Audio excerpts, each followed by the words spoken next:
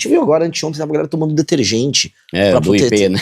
Negócio de idiota. Igual aqueles caras que ficavam na frente de quartel lá, e Capitão Bolsonaro, só mais 72 horas.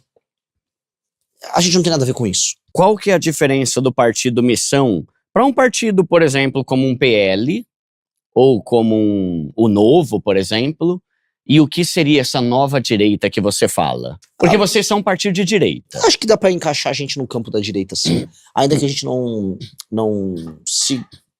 tente se igualar muito a todos esses vícios que a direita brasileira tem. A gente viu agora, anteontem, tava a galera tomando detergente. Do IP, né? Negócio de idiota. Igual aqueles caras que ficavam na frente de quartel lá, e Capitão Bolsonaro, só mais 72 horas. A gente não tem nada a ver com isso.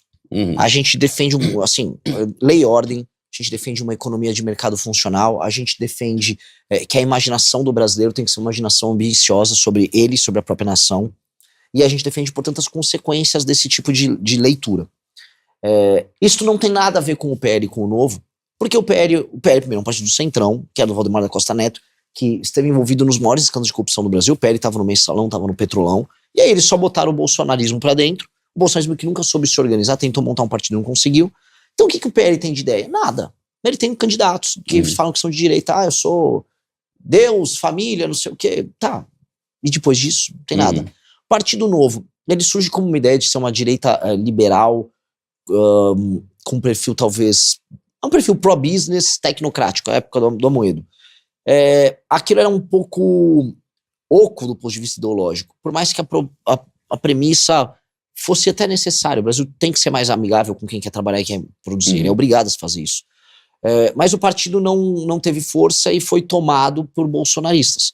Aí hoje o Partido Novo é um partido bolsonarista pintado de laranja. Agora você pergunta, qual é a visão do Novo pro Brasil? Não existe muito visão do Novo pro Brasil. Não, assim como não existe visão do PL, nem visão do bolsonarismo. O meu problema com essas pessoas é que eles têm chavões. É um monte de chavão. Agora, quando você tira o chavão, o que é o Brasil que eles imaginam daqui a 30 anos?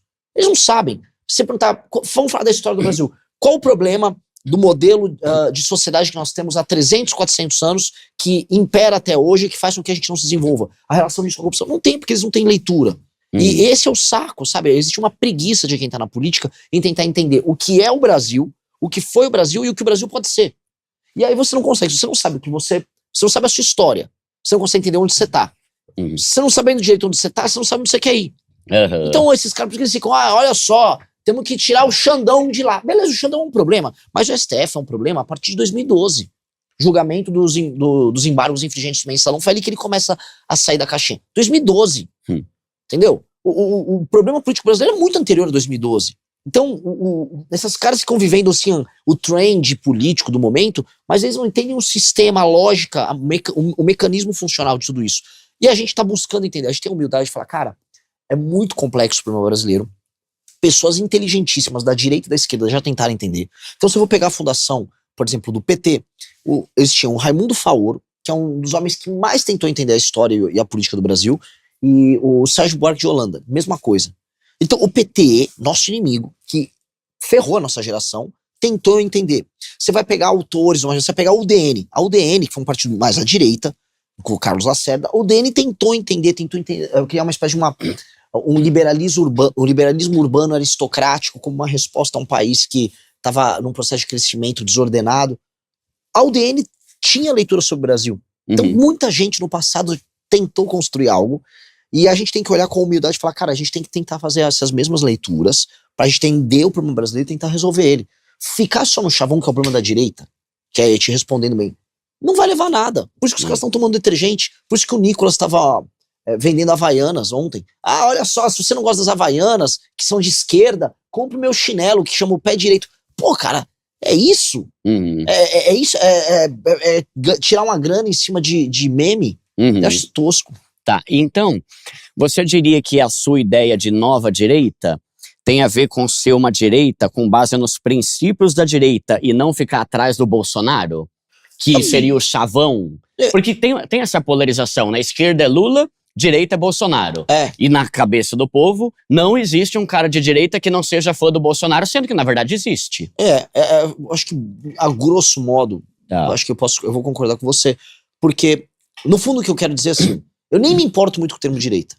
Eu quero ter um país que nos próximos 30 anos não tenha mais favela, que a favela, a ideia de favela deixe de existir. Um país em que as pessoas realmente tenham grana, que sejam autônomos, não precisam depender do governo para sobreviver, que as desigualdades regionais sejam menores, que viver nas cidades seja uma experiência decente. Viver em São Paulo é muito ruim, mas viver em todas as cidades do Brasil é muito ruim. Todas as casas no Brasil têm muro. Isso não deveria ser normal. Todas as janelas precisam ter um gradil de metal. Você não consegue nem abrir a sua janela. Você tem que ter uma grade de metal porque você vai ser roubado. As ruas são mal arborizadas, as escolas são ruins, nós não temos tecnologia, os produtos no Brasil são caros. Então a experiência de viver no Brasil é toda errada. Eu quero corrigir tudo isso em 30 anos. Como a gente faz para ter isso em 30 anos? Aí a gente vai adotando as políticas daqui até esse momento ótimo, tudo que nós precisamos fazer para tornar o Brasil o país que a gente quer. As medidas que a gente está falando para resolver isso são medidas que classicamente se encaixam no pensamento de direita. Mas tem medidas que não. Eu vou dar um exemplo. A gente não concorda com o modelo brasileiro, mas o modelo, o princípio da subsidiariedade, como se dá na maior parte das nações ocidentais, em que o ente municipal, o ente federativo, uma cidade, ela tenha tanta autonomia para gerir os recursos, mesmo não tendo ela própria criado os recursos. Então, um município que não tem arrecadação, o prefeito meio que faz o que quiser. Então, o dinheiro não é dele, ele faz o que quiser, não melhora a vida da pessoa lá e ainda se reelege. Eu acho que não. Na China, por exemplo, os caras têm uma política de metas muito severa. Japão também para cumprir. Então, um prefeito tem que cumprir aquela política de metas, senão ele tá alinhado. E eu quero implementar isso no Brasil. Isso é de direita? Eu não sei se é de direita. Eu não sei se é de direita. Eu sei que funciona. É que às vezes fica até difícil você definir quais são os princípios, os pilares da direita e da esquerda, uma vez que sempre se relaciona com uma pessoa e não com ideias, Exato. O Bolsomito e o Lula roubou meu coração, né? Enfim, né? Tudo gira em torno disso, né? Mas vou te falar, tem uma parada que é real. As pessoas comentam, pessoas pouco inteligentes falam sobre pessoas. Pessoas normais falam sobre fatos. Pessoas inteligentes falam sobre ideias. Que é você sair do pessoal, ir para o fato e depois ir para a abstração. As pessoas mais inteligentes estão sempre falando de abstração. As pessoas mais simples vão tratar de pessoas. Então eles acham que a política é tipo Bolsonaro e Lula tão bravos um com o outro. Eu não gosto de você, eu gosto do Brasil e você não gosta. E essa é uma forma muito simples, tipo aquela novela das frutas, que tem sempre um vilão muito claro e um mocinho muito claro. A realidade não é assim. E esse é um problema.